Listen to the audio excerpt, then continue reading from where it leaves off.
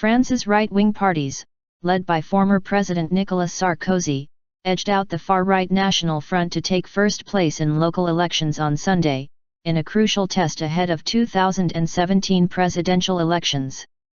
The Conservative Alliance, including Sarkozy's opposition UMP, took 32.5% of the vote according to the latest polls, ahead of the governing Socialist Party led by much-maligned President Francois Hollande. The anti-EU and anti-immigration National Front, FN, led by Marine Le Pen, which had dominated the airwaves during the campaign, fell short of polls that had put it in the lead in the run-up to the elections. Provisional official figures gave the FN around 25.35%, behind the 30% or more it was tipped to win from French voters, dissatisfied with the stagnant economy and issues surrounding immigration.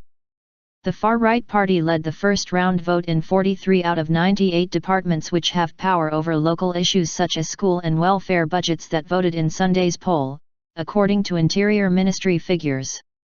The FN is expected to go through to the second round in more than half of the 1,100 cantons and administrative division below departments that will vote again in a week, an AFP analysis of the data showed.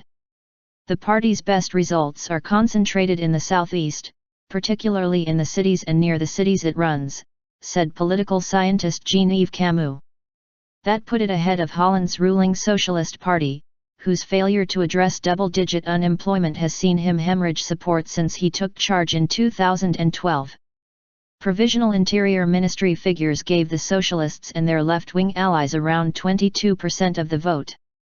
The mainstream parties will be able to call on smaller allies when voters return for runoff elections next Sunday, while the FN will struggle to find partners. There will be no local or national deal with the leaders of the FN, declared Sarkozy immediately after the initial figures were released. The mainstream parties have closed ranks against the FN in recent weeks. Tonight, the far right, even if it is too high, is not the leading political party in France, said Socialist Prime Minister Manuel Valls. He called on voters to back either the left or right in next week's second-round runoffs to keep the far right from power.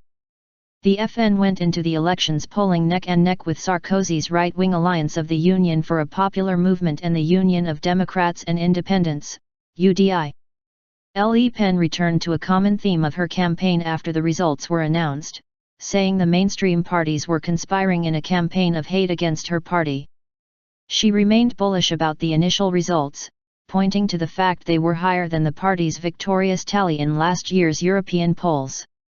This massive vote for the National Front that is taking root in election after election shows that the French want to rediscover their freedom, she said.